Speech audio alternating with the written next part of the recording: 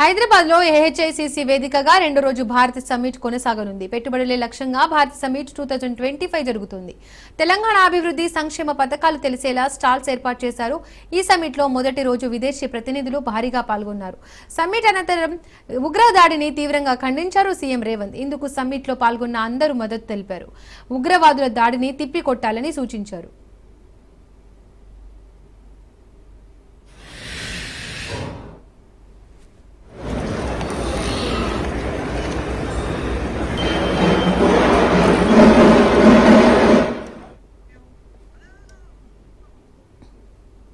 హైదరాబాద్ లో హెచ్ఐసిసి వేదికగా రెండో రోజు భారత్ సమ్మిట్ కొనసాగనుంది. పెట్టుబడులే లక్ష్యంగా భారత్ సమ్మిట్ 2025 జరుగుతుంది.